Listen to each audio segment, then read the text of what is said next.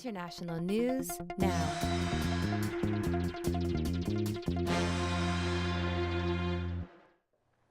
All right, so in our news segment today, we are going to talk about the indictment handed down by special counsel Robert Mueller last Friday against 13 Russian nationals, national citizens of Russia, and 3 Russian organizations. Now recall that Mueller was appointed as a special prosecutor in May of 2017 by the Justice Department. He was tasked with investigating Russian interference in the 2016 elections and any other crimes that he discovers as part of his investigation. This assignment includes investigating any potential collusion between members of the Trump presidential campaign and foreigners trying to influence the election results. The indictments are significant because they document significant evidence of Russian interference in the 2016 elections. So let me emphasize this. What's important about these indictments is how they document what Russia did and all the facets of the interference that they conducted in the 2016 election. The individuals and organizations that are charged in this indictment are charged with wire fraud, bank fraud, and conspiracy to defraud the United States by impairing the enforcement of election law. Now, one of the Russian officials charged has close ties to Russian President Vladimir Putin. His name is Yevgeny Prigozhin, and his nickname is the Chef. Everybody has to have a nickname, I guess. He has significant business interests in the food industry, hence the nickname the Chef. He's also a contractor for the Russian Ministry of Defense and its intelligence services with the acronym GRU. Now, Mueller also indicted the Internet Research Agency, which is headquartered in St. Petersburg. The indictment states that this company engaged in a coordinated cyber warfare campaign designed to influence the 2016 election and aggravate political tensions in the United States.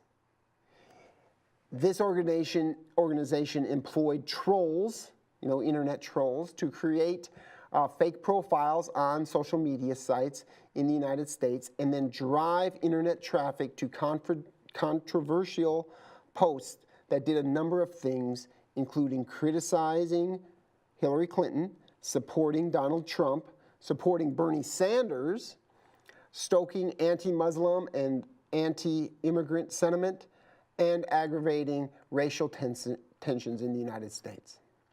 So our discussion of this story today is going to proceed in 3 stages. First, we want to provide you with some background on the indictment. We're going to focus on Russian activities and their significance for U.S. foreign policies.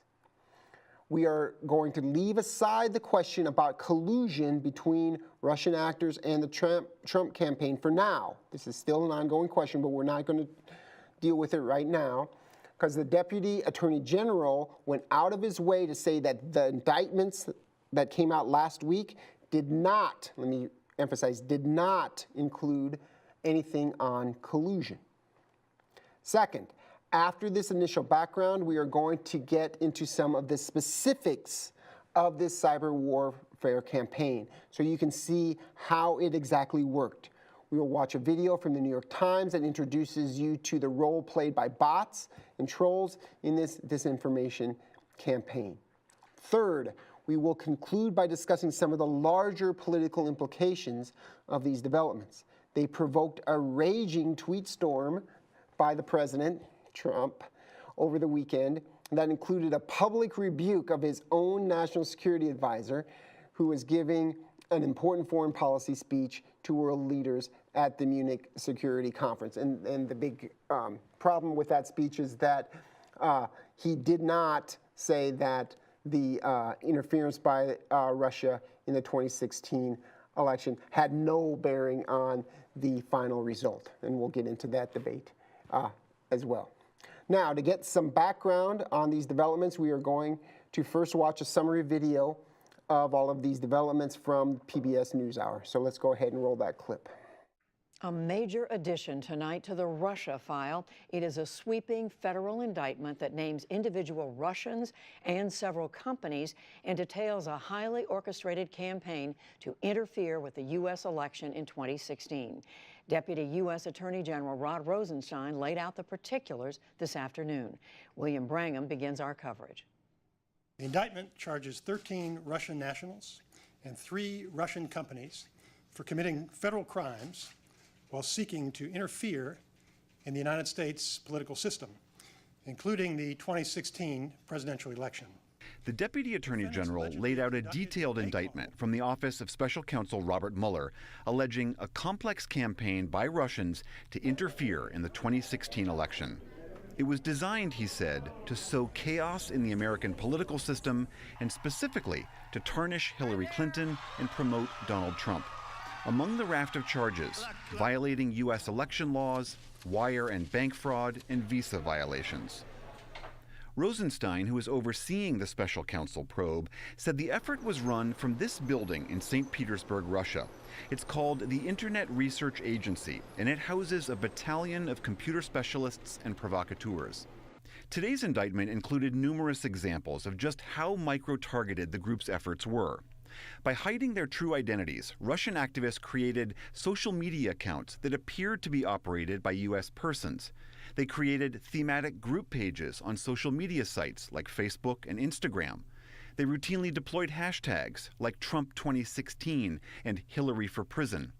The indictment cites an internal memo from the group urging its staffers to use any opportunity to criticize Hillary and the rest, except Sanders and Trump. We support them.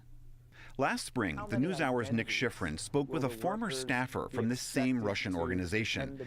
He told Schifrin about their simple, blunt force approach to sowing discord online in American politics. Suddenly you see a lot of comments at night, and they're all the same, yeah? And it's exactly the people are doing their job. They have their topic, they have a time to do it, they write it and you see it.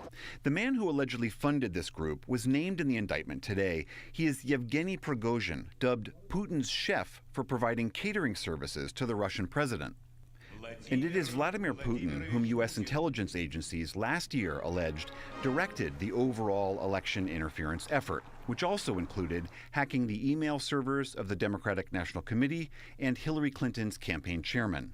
The conspiracy. Today, Rosenstein said the Russians contacted, quote, unwitting individuals associated with the Trump campaign and with other political activists to coordinate their activities.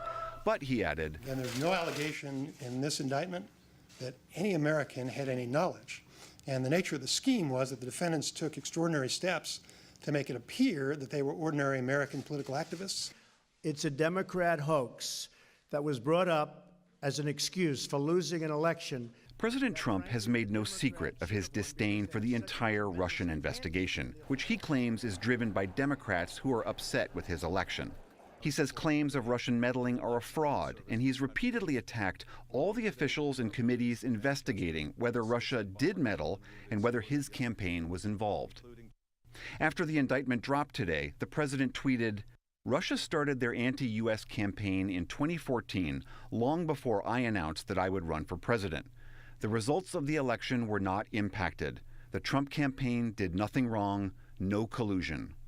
As for the president's labeling the entire Russia election narrative a hoax, his director of national intelligence, Dan Coates, appearing on Tuesday along with counterparts from the CIA, NSA, FBI, and other agencies, was emphatic about Russia's past actions and their future plans. There should be no doubt that Russia perceived that its past efforts as successful and views the 2018 U.S. midterm elections as a potential target for Russian influence operations. The special counsel's investigation is ongoing. There was no word from Rosenstein on when or even whether the indicted Russians will be brought to the United States for trial. For the PBS NewsHour, I'm William Brangham in Washington, D.C. Russian officials said today that the charges are, quote, absurd. That's a good way to end. Of course they are. Let's run through a couple of important summary points from this, and then we'll get into the specifics of the social media campaign. So first, let's talk about the goals. What were the Russians trying to do? Three faceted. Undermine Clinton. The idea was if Clinton wins, let's undermine her legitimacy so we can weaken her politically after she secures the presidency. Promote Trump, promote the candidacy of President Trump. And then third, and which is the overriding goal here, which is to accentuate and aggravate domestic political conflict inside the United States. This is about provoking the Americans to get mad at each other. And think about how you felt the day after the election on either side, and then ask yourself, did it work? And can I interject just a second? Here, so it should be noted that the Russians didn't expect Trump to win, right? Most of the analysts think that they saw the same opinion polls that everyone else did that forecasted that Clinton was going to win. But the strategy here was to undermine Clinton, like you said, but also to kind of keep the idea that if Trump lost, it was due to some sort of malfeasance. You know, what they were trying to sow was uncertainty about the electoral process and suspicion of fraud or some sort of fraudulent behavior. And Trump was a great vehicle for this because during the campaign, he kept saying how, well, I'm not sure I would, you know, accede to the results because I'm not sure they would be fair. And so one of the things that I saw in recent news stories is they were kind of counting on if Trump lost to continue that narrative going forward after the election if there was a President Clinton, and that would help undermine her legitimacy. And so the indictment, we're going to talk about this in a second, the indictment documents these attempts to accuse from a Tennessee GOP, fake Tennessee GOP site, fake. That was run by Russians that was accusing the Clinton campaign and election officials in Broward County in Florida of already illegally accepting mail-in ballots for Hillary Clinton in the weeks before the election even occurred. So they were already trying to undermine the legitimacy of the election process in the weeks before the election even occurred. And this is why this is so serious, is that the real goal here is to undermine the whole system of the United States and particularly of its electoral processes. And that's why it's something that we should all be worried about. So second, this broad social media campaign was coordinated out of the Internet Research Agency in St. Petersburg. The indictment says that these efforts in the Internet Research Agency were funded by Yevgeny Prigozhin. He put up the Capitol, and he has close ties to Vladimir Putin and the Kremlin. This suggests that this campaign was organized and authorized from the highest levels of the Russian government. There is no way that this happened without the knowledge and approval of Vladimir Putin. No way. So that's third, just the way it works. Yes. So third, what did they do? What did this social media campaign look like? They created social media accounts to make them look like Americans, but they're actually run by Russian nationals out of St. Petersburg. They used these accounts to help organize and pay for campaign rallies. They tried to drive internet traffic to sites and posts that were consistent with the views they sought to promote, like #HillaryForPrison. They used stolen identities of real U.S. citizens to post on organizational controlled social media accounts. The defendants were actively engaged in espionage while inside the United States. They traveled to the United States to make these connections. They engaged in identity theft of Americans to infiltrate their social media accounts and post through there. They bought advertisements on social media in the name of U.S. persons and entities. This is illegal. Foreigners are supposed to register before participating in American campaigns and elections. Okay, that's an overview of what they've done. We're going to give you more specific examples in a little bit. Fourth, we need to pay attention to what Rosenstein said when announcing the indictments. There is no allegation in the indictment, and this is an important caveat, there's no allegation in the indictment that any American had knowledge of these activities or operations. Instead, the indictment details a number of instances in which Americans and Trump campaign officials unknowingly helped facilitate traffic to these fake sites. Fifth, we got to think about the presidential response and the larger magnitude of this indictment. It contradicts the claim that Russian intervention was a fraud or a hoax. It contradicts the president's claim that he believed Putin when Putin told Trump that Russia didn't interfere in the elections. Now, Trump over the weekend tried to shift the narrative in his tweets. He then said, well, I never said that Russia didn't interfere, even though he did. And the president reinforced 2 points. These Russian activities didn't matter to the election. They had no impact. And second, he reinforced the claim again that there is no evidence of collusion from these indictments. Okay. So now we want to take a step back a little farther and provide some more historical background on the Russian efforts to influence the 2016 election. So the Mueller indictment on Friday describes the cyber warfare campaign designed to exploit social media sites to stoke political conflict inside the United States.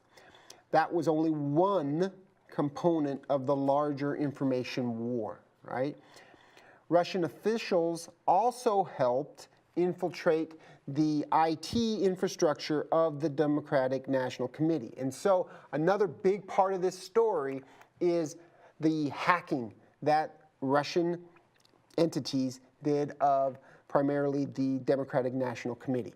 So they also hacked besides hacking the Democratic National Committee, they also hacked the email account of John Podesta, the campaign chairman for Hillary Clinton's presidential campaign. These Russian entities also coordinated the release of damaging information secured from these hacks, which is illegal, right, with WikiLeaks during strategically important moments in the presidential campaign of 2016. So now we are going to give you some more of this history and then get into the specifics of how this information looked. More broadly, we want you to recognize and see how the primary goal of this campaign was to aggravate and worsen existing political tensions in the United States along racial, religious, regional, and gender-based divides. So let's start with an important timeline of events in this Russia story. We got this timeline from PolitiFact.com. So it starts with Donald Trump. Donald Trump announced his candidacy for president on June 16, 2015. Hackers working with Russian intelligence agencies acquired nearly complete access to the computer network of the Democratic National Committee in July of 2015. They held on to this access until July of 2016, so a full year. Now, during that period, they were able to read all email and chat traffic and acquired a database of opposition research on Donald Trump from these sources, right? The DNC, the Democratic National Committee, then hired CrowdStrike to clean up its computer networks. The CEO of CrowdStrike was the former head of the FBI's cyber division.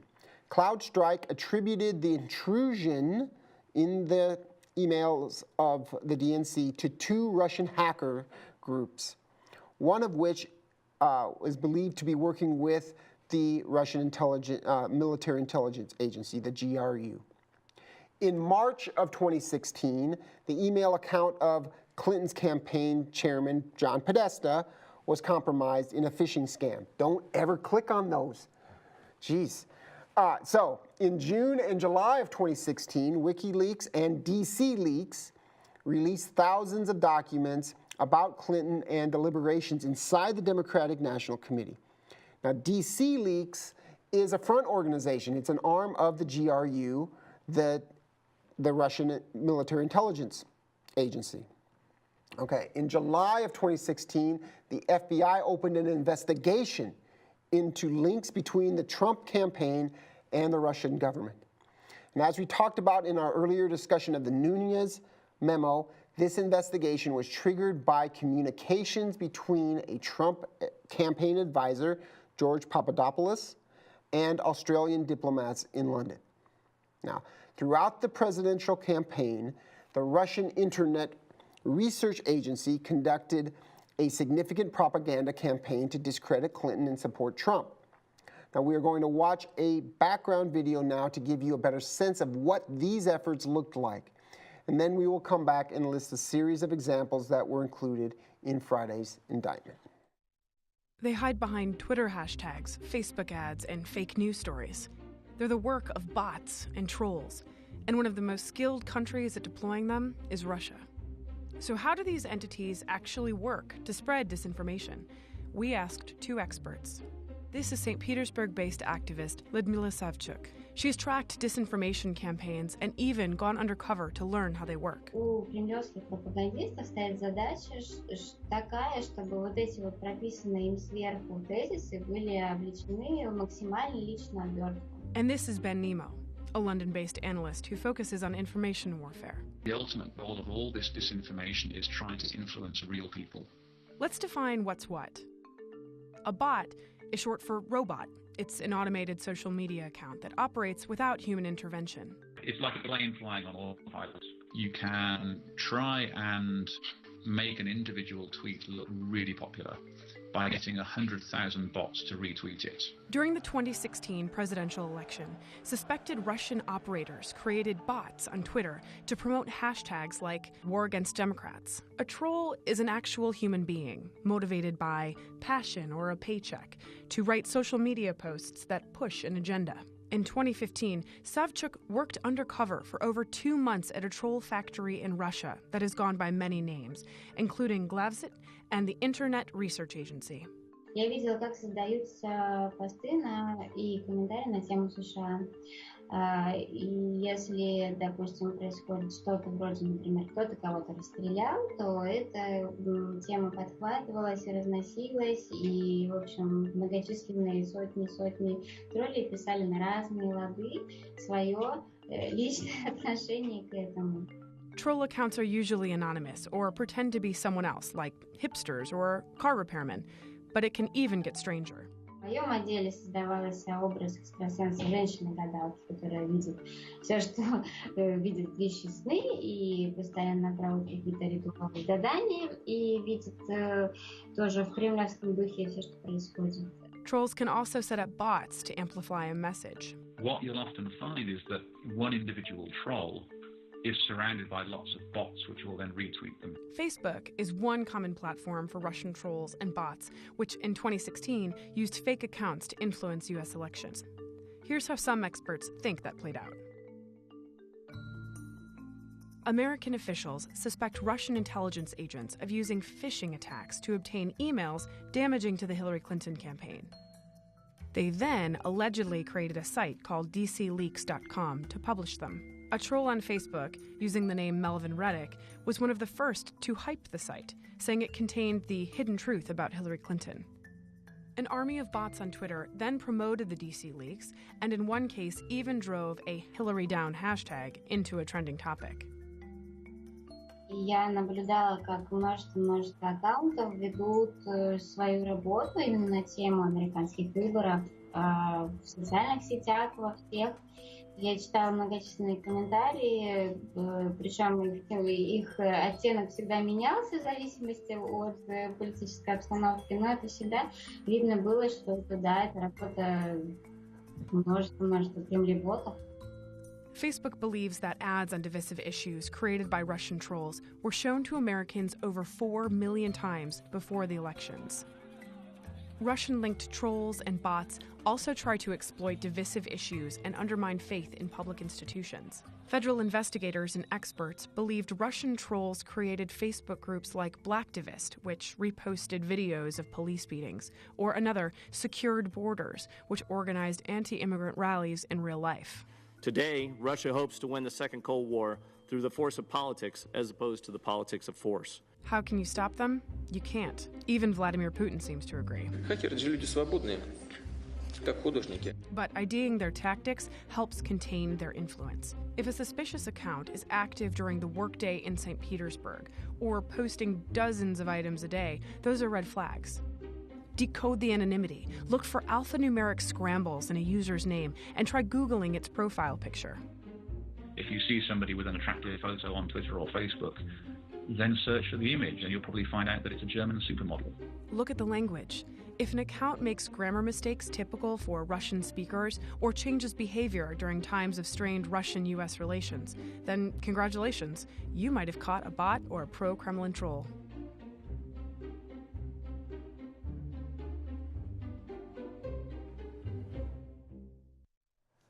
All right, so now we want to give you some more examples of what this cyber campaign looked like. And before we do that, and this is information from the indictment. First, we got to ask, did it matter? Let me give you some statistics on the views and the page hits. So the paid Facebook ads that were created out of this broader Russian campaign were viewed 11 million times. And the posts from the internet from this campaign were viewed 150 million times in 2016. Those stats are from Wired, an article last night, Wired.com. So these efforts were concentrated in purple states, people that lived in purple states like Colorado, Virginia, and Florida. Some examples of the fake accounts that I ran, the one that's gotten a lot of attention is one that was supposedly, that wasn't, but made to look like it was associated with the Republican Party in Tennessee. They used the handle @10_GOP. The site falsely claimed to be controlled by the state political party. This account attracted over 100,000 online followers. Russian trolls used this account to say that North Carolina was investigating allegations of voter fraud in the week before the election. And on November 2nd, 2016, they used this account to say that Broward County in Florida was counting tens of thousands of ineligible mail ballots cast in favor of Hillary Clinton. They were trying to undermine confidence in the electoral process. This was a campaign run from Russia. So we've got a Facebook, so this is an example of the Facebook page of the Tennessee GOP. This was run by Russian nationals out of St. Petersburg. It wasn't real. It was linked to by campaign officials. Campaign officials retweeted stuff from the unknowingly retweeted stuff issued by the through this account on their own Twitter accounts. Let me give you some other examples from the indictment. There was a Facebook group called Secure Borders. Its account specialist was criticized in September of 2016 for having a low number of posts dedicated to criticizing Hillary Clinton. She was told to intensify her criticism in the future. Twitter accounts, March for Trump, Facebook accounts, Clinton Fraudation, Trumpsters United were all run by Russians. They drove traffic using the hashtags Trump Train, MAGA, Hillary for Prison.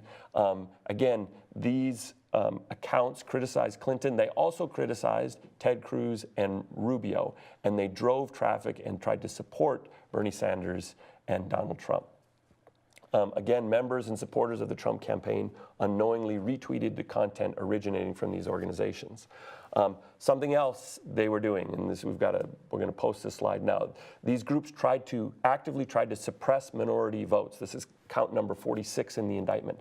They encouraged minority groups not to vote or to vote for a third party. They infiltrated an organizational controlled site, United Muslims of America, to post anti-vote messages. Here's a quote: "American Muslims are boycotting the elections. Most of American voters refuse to vote for Hillary because she wants to continue the war on Muslims in the Middle East." Again, these were Russians in St. Petersburg making these posts. And then in the summer of 2016, they began to actively promote allegations of voter fraud by the Democratic Party. They bought political ads that were run on Facebook. Let's hear some examples. "You know, a great number of black people support us, saying that Hillary Clinton is not my president." "Join Hillary Clinton for prison," 2016. "Donald wants to defeat terrorism. Hillary wants to sponsor it." "Vote Republican, vote Trump, and support the Second Amendment." May 24th, they ran an ad: "Hillary Clinton doesn't deserve the black vote." August 4th, they ran an ad: "Hillary Clinton has already committed voter fraud during the Democratic Iowa caucus." These are all examples. Let me give you another one.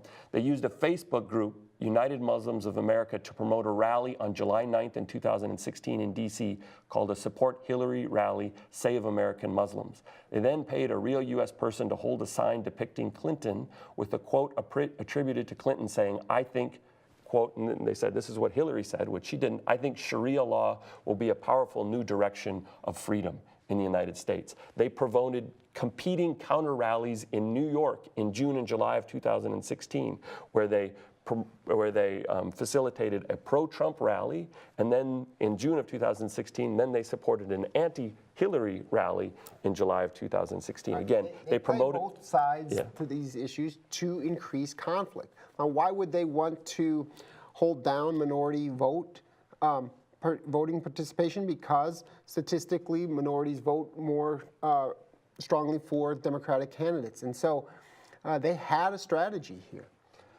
All right, so let's step back and talk some about the broader political implications. We want to emphasize again today that the discussion is about Russian actions. This is not about collusion between Russia and the Trump campaign. Again, the indictment intentionally stayed away from making that accusation. Second, we want to come back to where we started. This indictment demonstrates that a major foreign power is trying to weaken the United States by stimulating domestic political conflict and polarization inside the United States. The influence campaign exploited existing political divisions along religious, racial, partisan, and regional lines and sought to make them worse. This influence campaign would have been effective if either Trump or Clinton had won the election. Now, this story also teaches us how domestic political debates inside the United States are rarely just internal. Foreign actors participate in them, and in this case, they violated U.S. election laws to do so. This means that this story about Russian interference in the electoral process is not just about the Trump presidency and whether you like or don't like him. Instead, this is about national security and the capacity of the U.S. government to protect its defining component, namely our ability to choose our leaders through democratic elections from foreign interference. It raises important questions about why the United States is not more actively confronting hostile actions by a foreign power, Russia, in these cases. Right? Moreover, these efforts to stoke domestic political conflict in the U.S. are continuing. As you saw in the videos, the Directorate for National Intelligence warned last week that Russia will try to do this again in this year's midterm elections. The New York Times released a story last night noting that Russian bots and trolls on Twitter are now actively trying to exploit last week's school shooting in Florida to stoke more political conflict in the United States over the Second Amendment. These accounts, which had been focused on the Mueller investigation, began releasing posts an hour after the shooting about the Second Amendment. Third, this issue about Russian interference in the election is also driving a wedge within the U.S. government. Intelligence agencies have acknowledged it. The former head of the FBI acknowledged this investigation. Trump said he fired the former head of the FBI because of the Russia investigation and his interest in the Russian investigation. And Trump's national security advisor described the evidence over the weekend at a national security conference among world leaders in Germany, as he described the evidence as incontrovertible, and yet the president quickly criticized him publicly. We've got a video clip we want to show with these remarks from McMaster. Let's run that.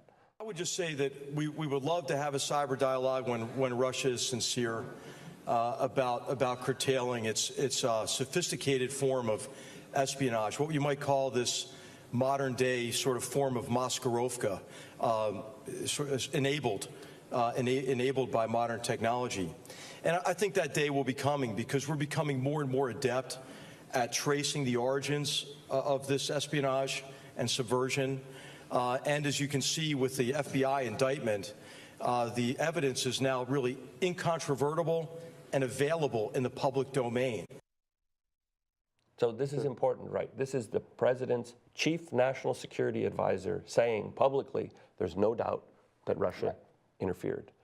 But this statement provoked a criticism from President Trump over Twitter because he said, well, he left out the part about how the indictment didn't say anything about the Russian interference didn't have anything to do with the election or that there wasn't any collusion. And this is a central problem for the Trump administration, is that increasingly, if the president continues to just focus on the issue of collusion and how he's innocent and his administration and campaign was innocent of collusion and doesn't tackle the broader threat of intervention in the electoral process generally, there's going to be a problem. It's a message problem, and it's going to get increasingly, it's going to spark increasing conflict over this issue.